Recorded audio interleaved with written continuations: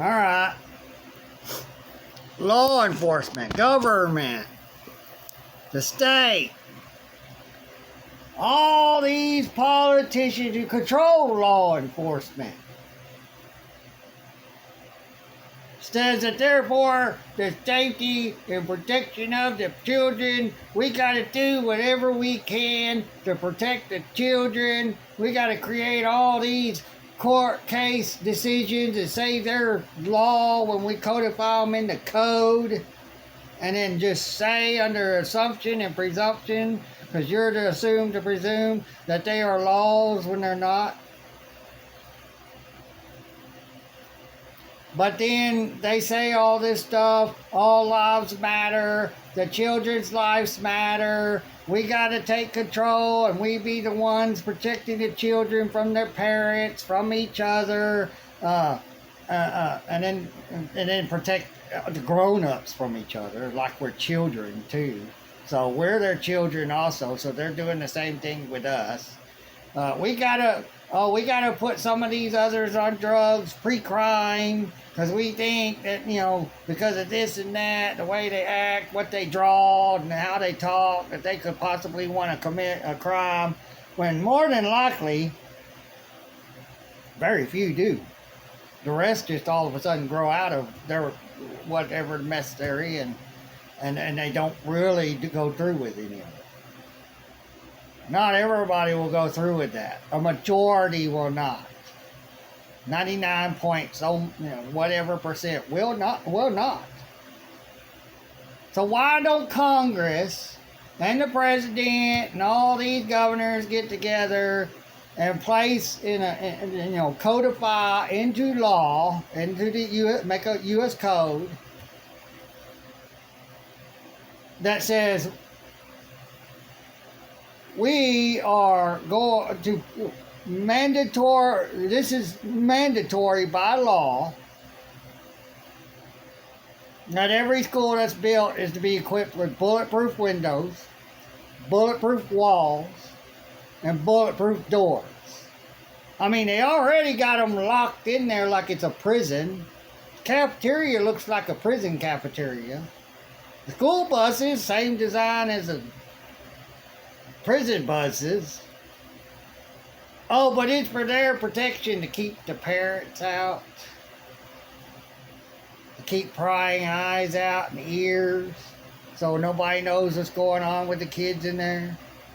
Oh, but it's all under lockdown, and so the shooters can't get in the school unless somehow by accident. All my opinions, you all can believe whatever you want. But the windows ain't bulletproof. They didn't pay the money to at least put in new windows while the kids were out of school in every school to protect the children, as they say they are there to do. Why? Huh, President? You're supposed to be the all-powerful king, but really Congress is. I looked it up. President has no power to create laws through executive orders. He only has two things he can control: the military and something else. That's it. He's a commander-in-chief of the military. That's all he controls. But he only controls them through Congress. Congress is the ones who can declare war. Only Congress. You can look it up. It's in their articles, sections and clauses. The president can't go, we're going to war. When the president says, push the button. No, when Congress tells the president to push the button.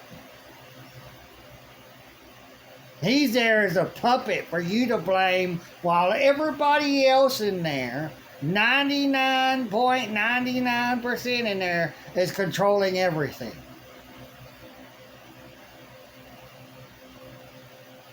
He's getting counsel. He told this and that, and then he just does. He ain't doing what he wants. He's got advisors to tell him what to do and not to do.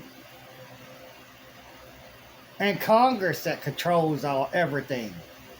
President don't have any control over anything, period. It's an illusion. You vote for a sock puppet, in my opinion. And he chooses to agree to be that sock puppet for everybody else in that government to have you complain to.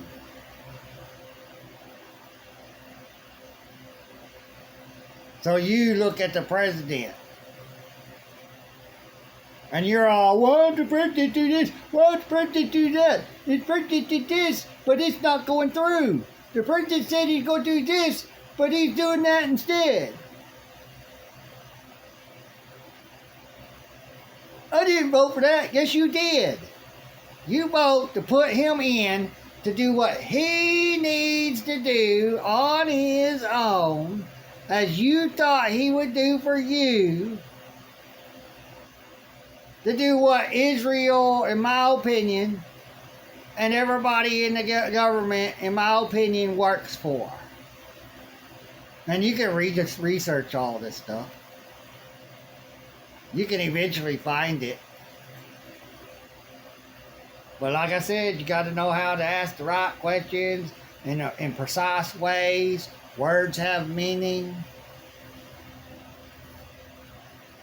Because if you don't use the right words to get the right meanings, the right truths, the right definitions. Oh, hey, what's the definition of driver? What's the legal definition of driver? What's the legal definition of motor vehicle? What's the legal definition of hostile? With all those words they use, legal words, under legal terms and definitions. So, as to how it all runs, they don't really care. All they want to do is go after the guns. Or they would make sure everybody knows and everybody's seeing that they replaced all the windows in the schools and made them bulletproof. All the schools are bricked, so you can't shoot through the walls unless you somehow have a 50 cal or something more powerful than an AR or an AK or something about that, or a little less, maybe a little bit bigger, more. They can almost get through.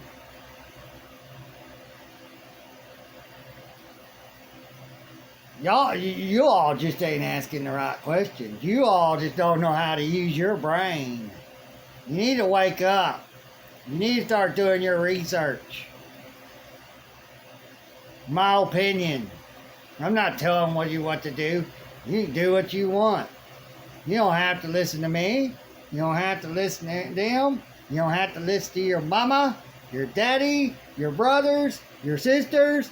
Oh, I'm your mama. You should have to listen to me. That's not good enough.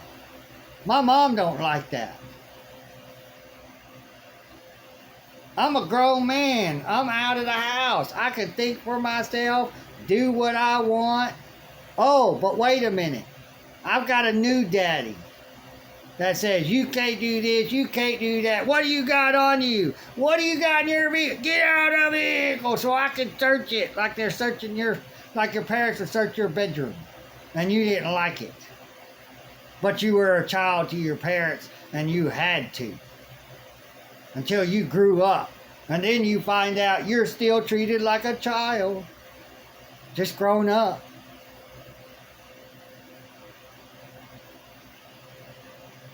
And the police are militarized. ChatGPT, I can't get it to admit police we're under martial law. Because the only way to be under martial law is for all police to be militarized.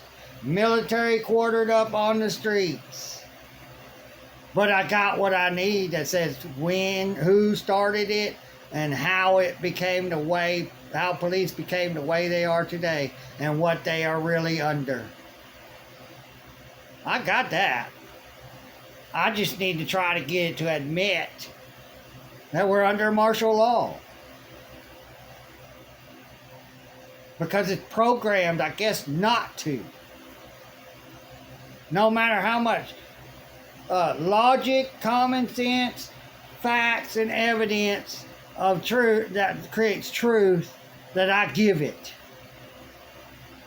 So I'm going to have to gather up everything in the U.S. code, because it's not pulling up U.S. codes that match other U.S. codes. I get it. CFRs and other things.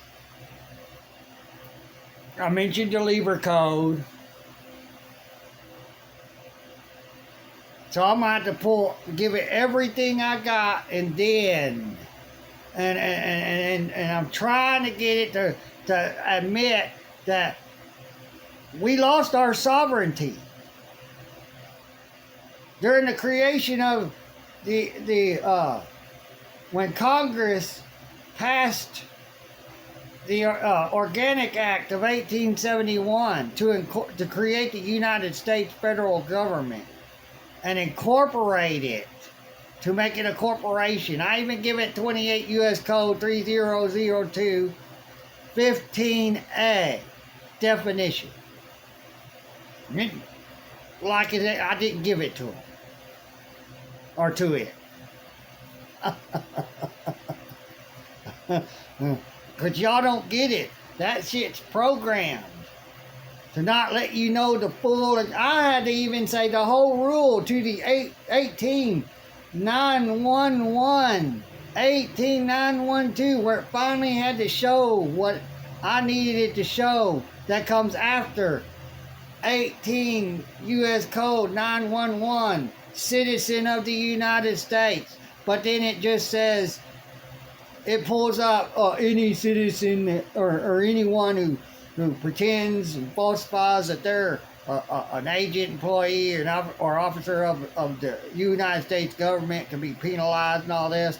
And then it pulled up, the other one, 912, and it says other stuff. Oh, nowhere does it state what describes what a United States citizen is or defines it.